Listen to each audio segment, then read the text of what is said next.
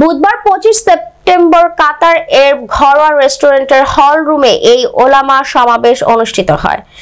বাংলাদেশ কোরআন সুন্নাহ পরিষদ কাতার এর সভাপতি হাফেজ মাওলানা আনোয়ার ইসলামের সভাপতিত্বে ওলামা সমাবেশ প্রধান অতিথি হিসেবে উপস্থিত ছিলেন বিশিষ্ট তাফসীর কারক, লেখক ও মিডিয়া আলোচক মাওলানা ফখর উদ্দিন আহমেদ।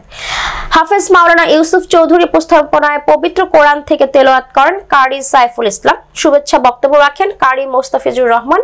লিখিত প্রশ্নোত্তর এবং প্রধান আলোচক ছিলেন মাওলানা ফখর উদ্দিন আহমেদ। ইসলামী সঙ্গীত পরিবেশন করেন আল হেরা শিল্পী গোষ্ঠী। অন্যান্যদের মধ্যে উপস্থিত ছিলেন প্রধান উপদেষ্টা মাওলানা রশিদ চৌধুরী, উপদেষ্টা জুবাইর আহমেদ চৌধুরী, কেন্দ্রীয় সহ সভাপতি ইন্তেখাব বিন ইউসুফ, ভারপ্রাপ্ত সেক্রেটারি ইঞ্জিনিয়ার আহমদ হোসাইন, সহকারী সেক্রেটারি জুবাইর আহমেদ।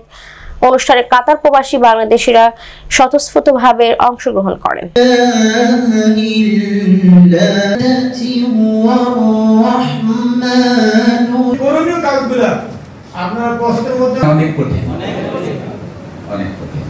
এই ওলামা সমাবেশের আমাদেরকেও একটি সুন্দর সমাবেশে রাখবে না সেক্রেটারি সদর উপস্থিত হয়েছে। আলহামদুলিল্লাহ ও সম্মানিত ওলামা ইকরাম, আসসালামু আলাইকুম। আমাদের কোনো মেহমান আসবেন তখন আবার আমরা আপনাদের জানা তো একটা হচ্ছে আপনাদের অনেক কিছু কাতার ফিরে আনছেন, আলহামদুলিল্লাহ রাব্বিল আলামিন। সে আমাদের নাম শুনলে কেউ আসতে যেত না।